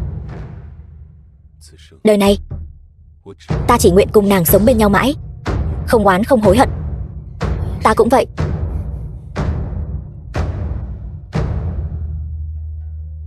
Tu hành quan trọng, nhưng lương thần mỹ cảnh như vậy cũng không nên phụ bạc. Đang ở bên ngoài đó, nơi này là cấm địa đỉnh núi, sẽ không có ai đến quấy rầy đâu.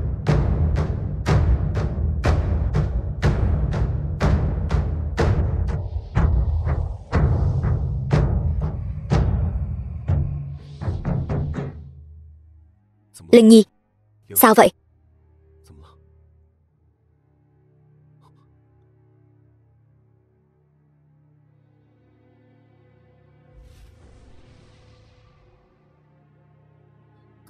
Cậu Bình Khê, ngươi lại đê tiện như vậy.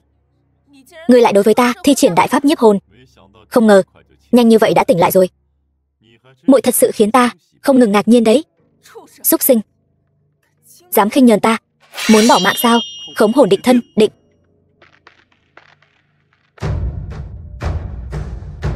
Linh Nhi sư muội, đừng dãy dụa nữa. Ta đã thông qua nguyệt ảnh kiếm kia khống chế thần hồn của muội rồi.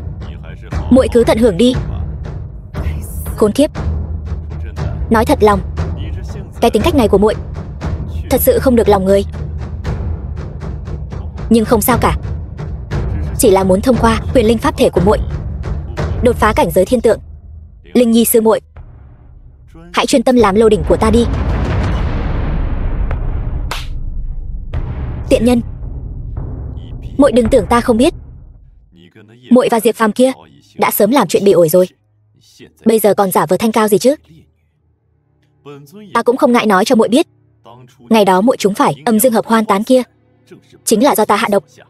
Nếu không phải Diệp Phàm kia đột nhiên xuất hiện phá hỏng chuyện tốt của ta, ta đã sớm trở thành thiên nhân hợp nhất cường giả thiên tượng rồi. Ta khinh ngươi, đúng là kẻ vô sỉ. Sao ngươi xứng làm cường giả thiên tượng chứ? Rượu mời không muốn lại muốn uống rượu phạt. Lão nương sớm muộn gì cũng lấy mạng ngươi. Đợi ta làm xong chuyện, muội sẽ cầu xin được làm lô đỉnh của ta. Ngươi chán sống.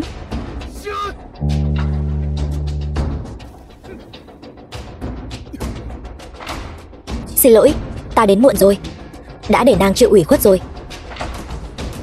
Nàng đi trước đi, ta sẽ báo thù cho nàng. Diệp Phàm, đi. Đồ khốn kiếp, hôm nay cho dù thần Phật cùng đến cũng không cứu được ngươi đâu, ta nói đấy. Chỉ dựa vào ngươi sao? Ngươi chỉ là một kẻ phế vật ở không minh cảnh, cũng dám đối đầu với ta. Thật sự không biết trời cao đất dày. Vậy thì thử xem sao.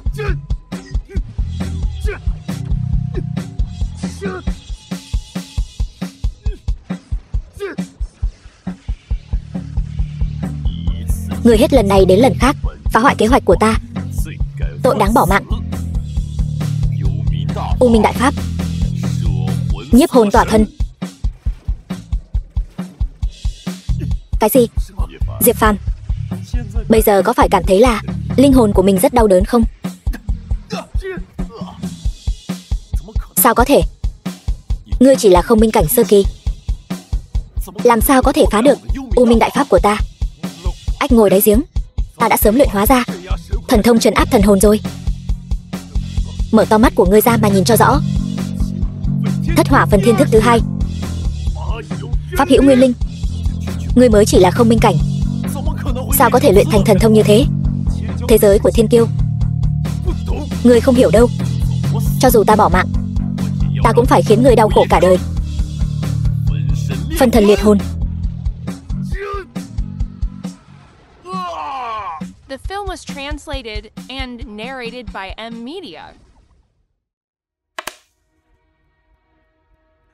Dược Trần, xem ra ván này ngươi thua rồi. Dược lão, mau cứu Linh Nhi. Linh Nhi bị sao vậy? Nàng ấy bị Cẩu Bình Khê hại, bị mảnh vỡ thần hồn xâm nhập vào thức hải.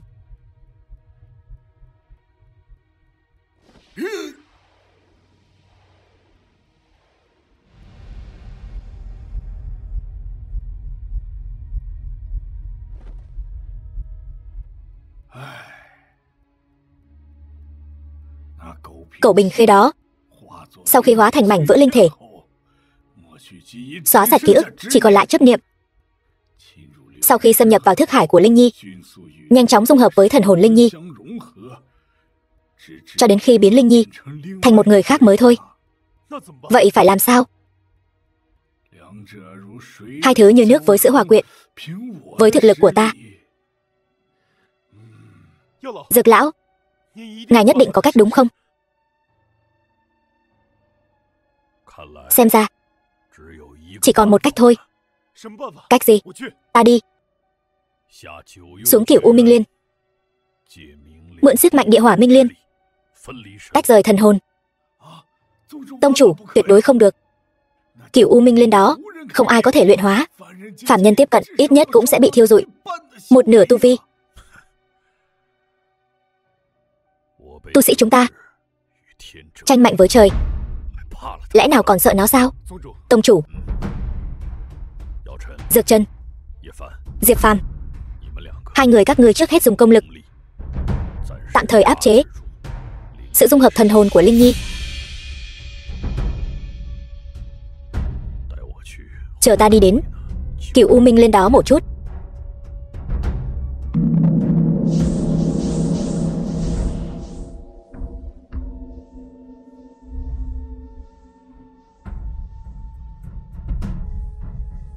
Tông chủ, tiếp tục vận công. Ta đã mượn được sức mạnh của Minh Liên rồi. Vâng.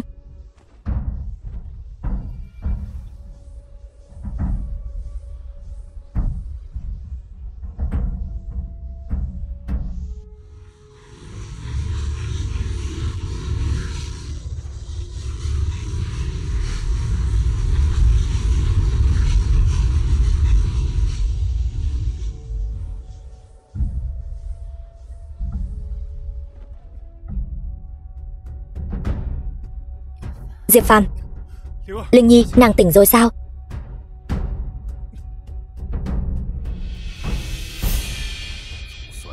Cuối cùng thì cũng không uổng công.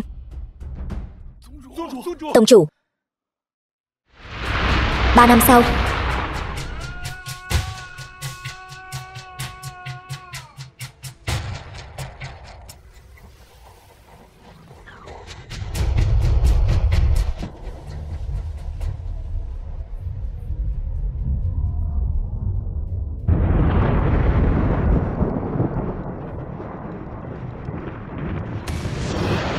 Trời có dị tượng. Ở Nam vực của ta, vậy mà còn có người độ kiếp tiến vào thiên tượng cảnh.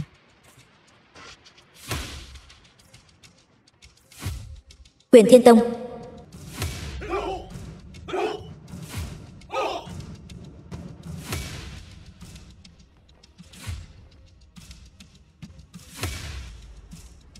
Không biết là Pháp Vương thiên tượng cảnh nào giá lâm Huyền Thiên Tông của ta. Có thể cho biết pháp hiệu.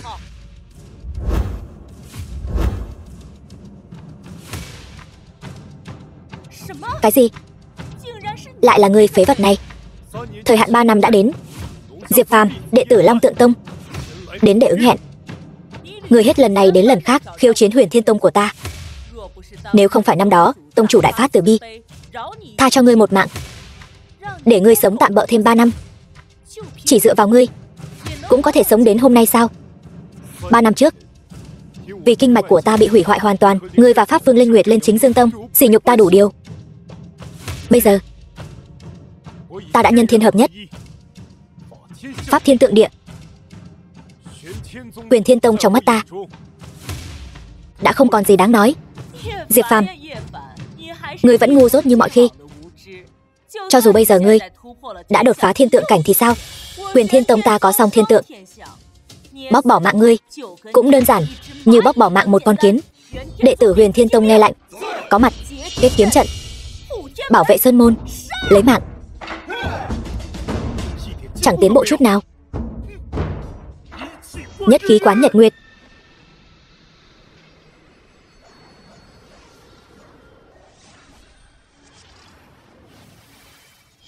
Mộ Dung Thiên Tuyết, ngươi còn gì để nói không?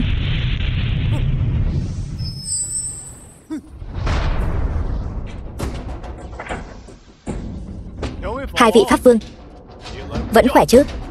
Diệp Phàm, ngươi xông vào sơn môn làm đệ tử của ta bị thương, tội đáng bỏ mạng. Diệp Phàm này đã đột phá thiên tượng cảnh rồi, gặp chuyện thì hoảng loạn, làm sao có thể thành đại sự? Cút xuống nội điện. Vâng.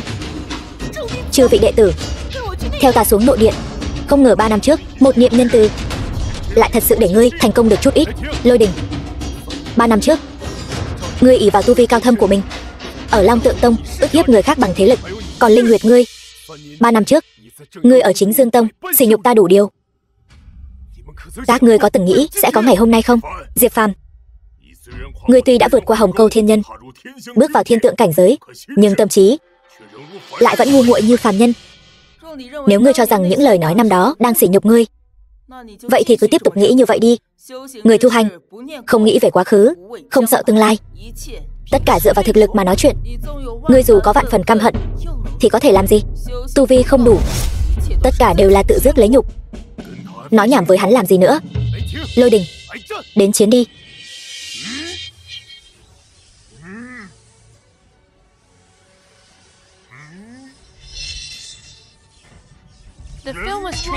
Thần uy như ngục, kiếm phá thương khung.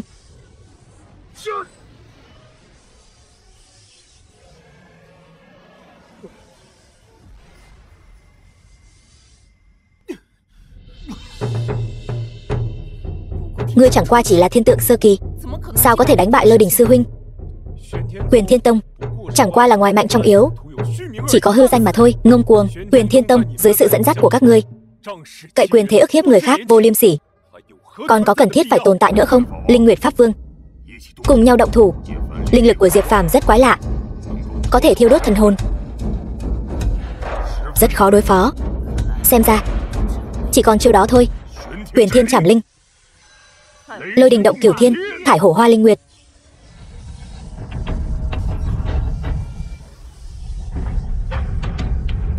Đây chẳng lẽ là Huyền Thiên Trảm Linh kiếm? Ta đã nói rồi, muốn thế gian này không ai còn dám ức hiếp ta nữa. Mặc kệ hắn là gì, thiên tượng bán thần, ta chấp hết. Vạn Long Quy Tông.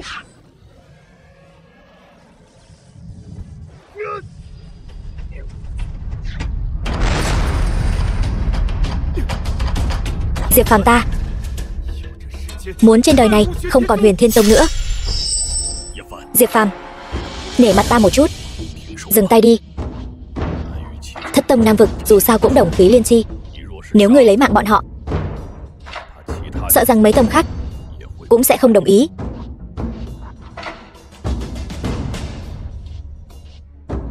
Các ngươi tự lo liệu đi. Diệp Phàm xin cáo từ tại đây. Chúng ta sẽ không gặp lại nữa.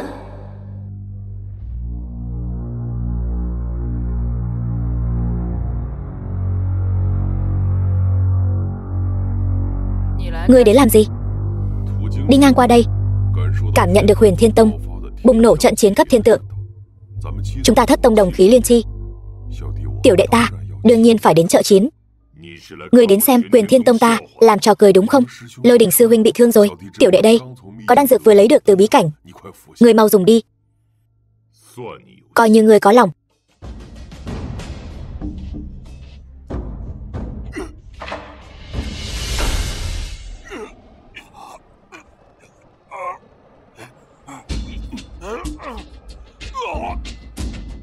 Sư huynh.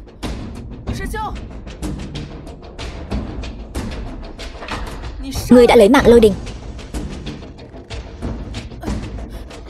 Linh Nguyệt, ngươi còn nhớ sự kiêu ngạo khi đến Chính Dương Tông không? Sao bây giờ một câu cũng không nói nên lời?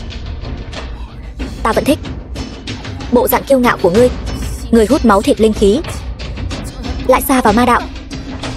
Ngươi là kẻ địch của tu sĩ toàn thiên hạ. Thất tông Nam vực sẽ không tha cho ngươi đâu. Ngươi còn tưởng là năm đó sao? Ta hiện tại đã nửa bước đặt chân vào bán thần cảnh giới.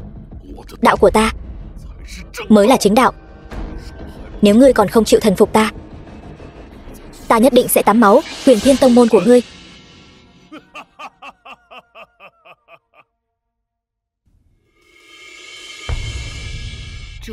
Chủ nhân, người cũng quá lợi hại rồi. Khiến ta và sư tôn đều không chịu nổi. Cái miệng khéo léo của Tuyết Nhi này không chỉ trên giường lợi hại, xuống giường cũng hầu hạ ta rất tốt.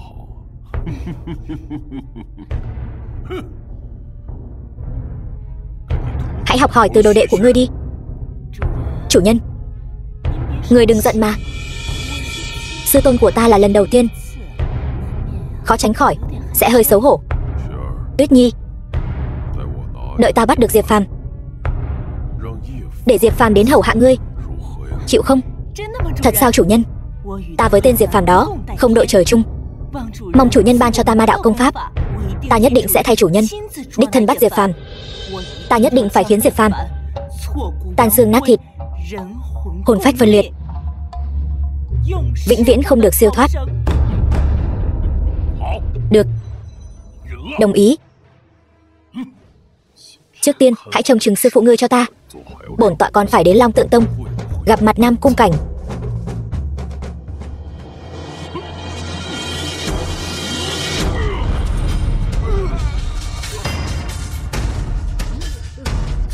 Tông chủ Lăng Vân Thiên, ngươi đọa vào ma đạo, chỉ có thể làm anh hùng nhất thời, sớm muộn gì cũng bị phản vệ. Nam Cung sư huynh, ngươi hà tất phải phí lời như vậy chứ? Tông chủ, Diệp Phàm, Linh Nhi, các ngươi tránh ra. Các ngươi mau đi. Lăng Vân Thiên cuối cùng cũng đến rồi. Ngươi làm tông chủ ta bị thương, tàn sát tông môn ta, ta nhất định phải phế ngươi thành trăm mảnh. Vậy thì đến đi. Thất Hỏa Phần Thiên Quyết, Nguyệt Ảnh Kiếm Vô. Chậm quá.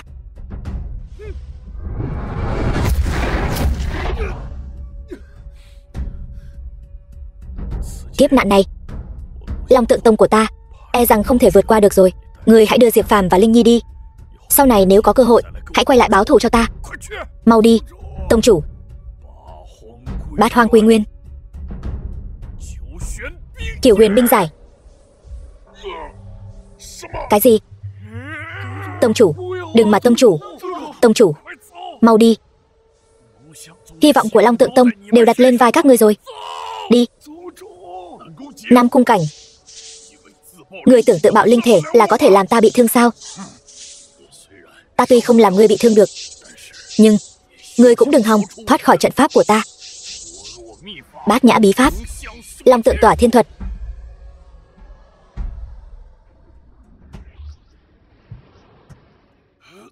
Tông chủ, Nam Cung Cảnh, ngươi không thể vây khốn ta mãi được. Diệp Phàm, sau này ngươi chính là tông chủ của Long Tượng Tông. Nơi nào có ngươi, nơi đó chính là Long Tượng Tông. Tông chủ, đừng để tông chủ hy sinh vô ích. Đi. Diệp Phàm, sẽ có một ngày ta sẽ hút cạn công lực của ngươi, giúp ta lên trời thành thần.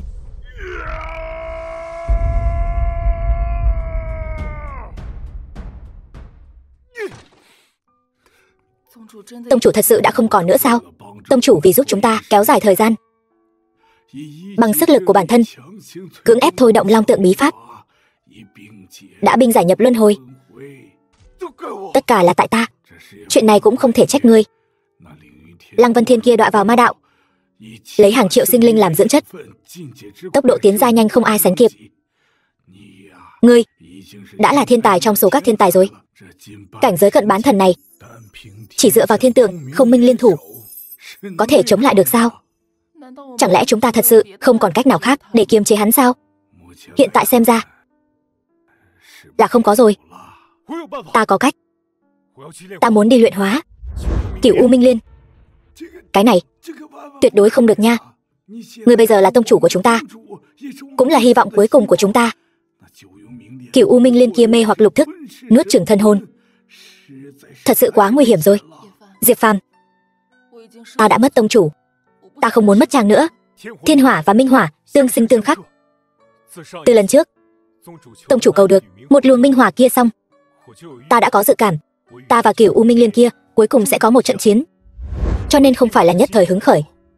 Chuyến đi này ta có 6 phần chắc chắn, nhưng mà Linh Nhi, tin ta, ta nhất định sẽ luyện hóa minh hỏa, tự tay báo thù cho tông chủ.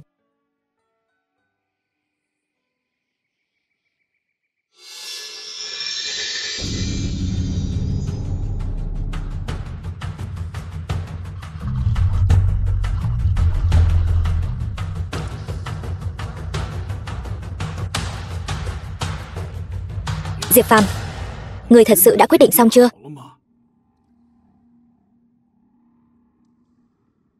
Được. Vậy chúng ta hộ pháp cho chàng. Long Tượng chân quyết, sắc lạnh chấn hồn.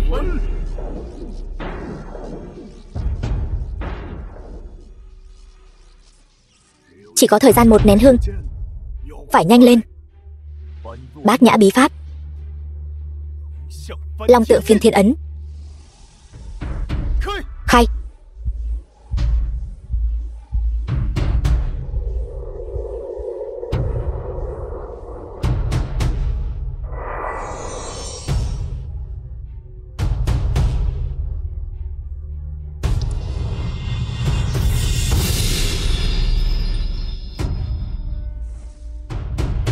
Tiếp theo sẽ phải xem Diệp Phàm tự mình làm rồi.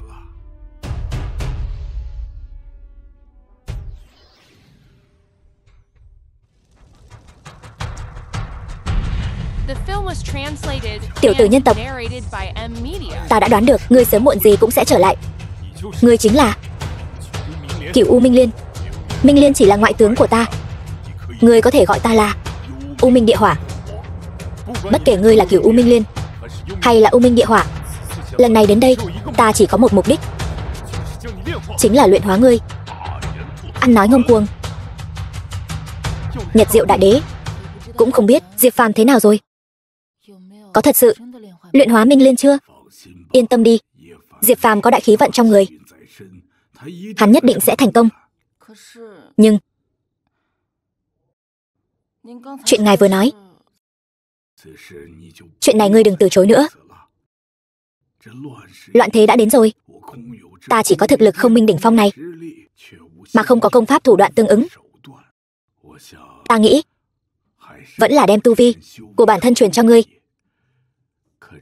có thể giúp ngươi độ lôi kiếp, bước vào thiên tượng cảnh, vì chấn hưng Long Tượng Tông của ta góp một phần sức vậy.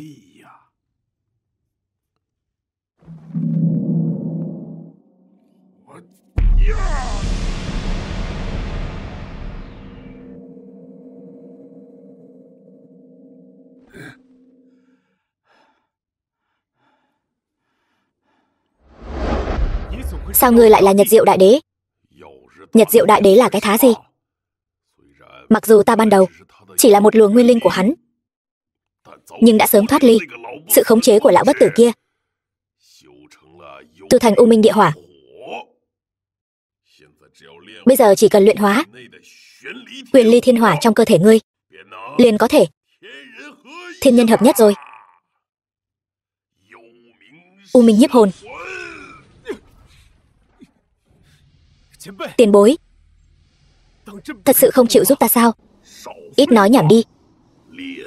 Luyện hồn trận.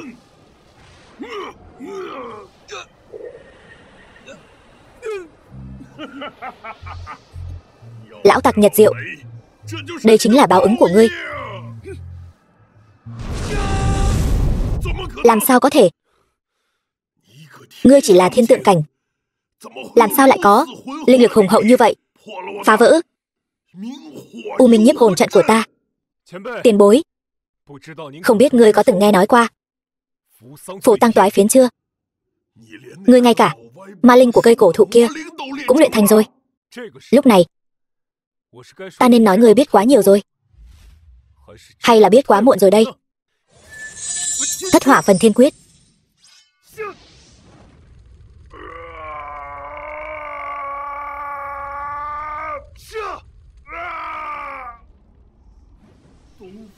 Đông Phương Nhật Diệu, đây chính là đồ đệ tốt mà ngươi thu nhận sao?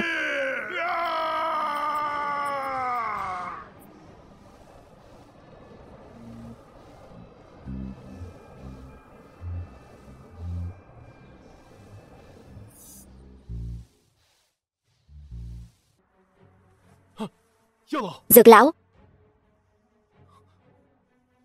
thành công rồi. Sao tu vi người lại mất hết rồi? Linh Nhi đâu rồi? Ta không sao, ta chỉ là đã đem tu vi của bản thân truyền cho Linh Nhi rồi, tạm thời cảm thấy không khỏe.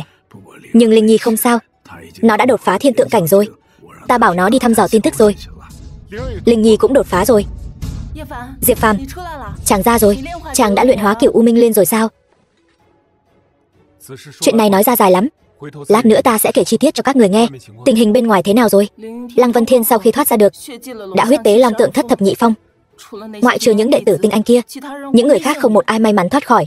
Tất cả đều trở thành chất dinh dưỡng cho hắn. Cái gì?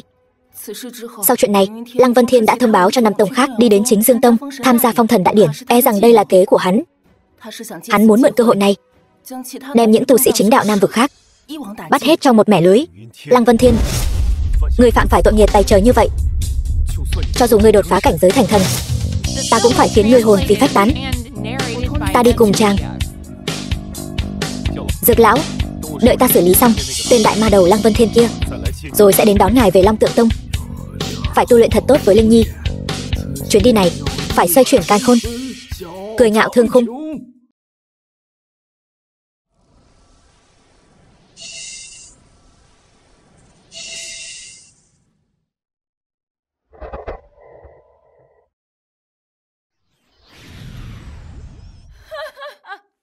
Diệp Phàm, ta đợi ngươi lâu lắm rồi.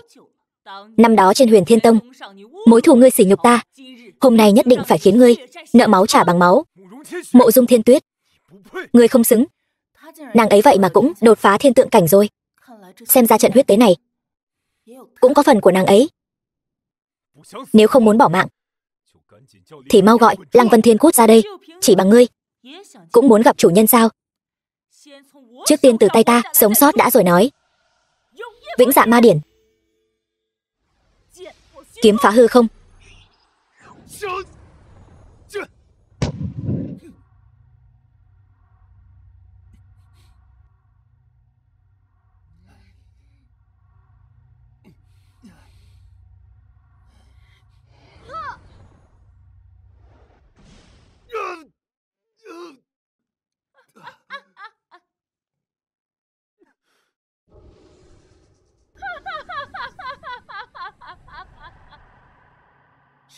Cái gì? Mộ Dung Thiên Tuyết vậy mà cũng tu thành pháp tướng nguyên thần rồi.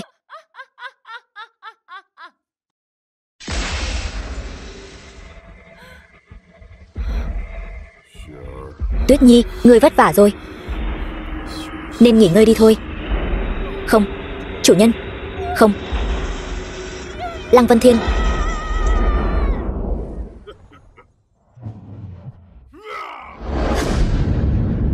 Khí tức này sao lại cảm thấy còn mạnh hơn cả bán thần cảnh thì sao chứ? Lăng Vân Thiên, ngươi vì tư dục của bản thân lại tàn sát tất cả đệ tử của Long Tượng Tông ta, còn bày ra huyết tế đại trận, coi trăm vạn sinh mạng Nam vực như cỏ rác.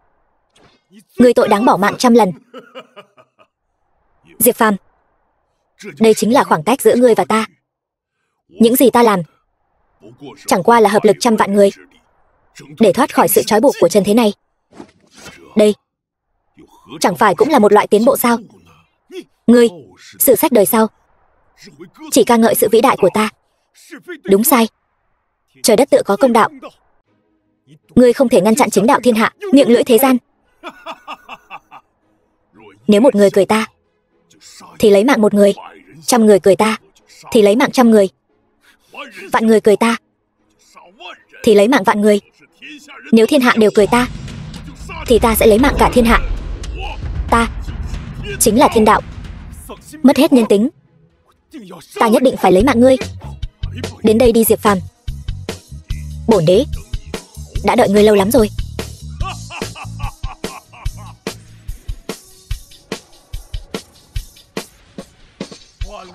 Vạn Long Quy Tông.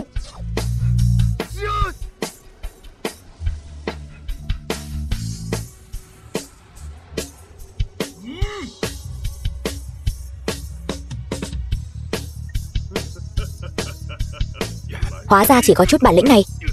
Tiểu phàm nhân cũng dám thách thức thiên đạo.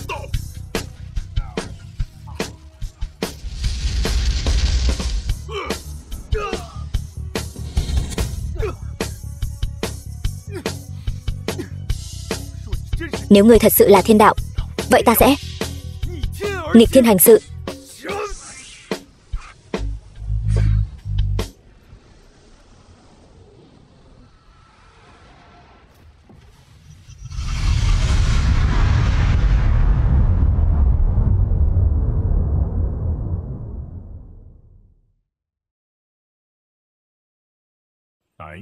Nam vực trải qua mấy năm, cuối cùng cũng trở lại cảnh yên bình. The film was translated and narrated Lăng Vân Thiên ơi là Lăng Vân Thiên, có đan phương hiệu quả hơn cả huyết tế đại trận, ngươi lại không biết sử dụng. Đáng đời ngươi bỏ mạng. Diệp Phàm, hãy đợi đấy cho ta. Sớm muộn gì ta cũng sẽ quay lại tìm ngươi báo thù.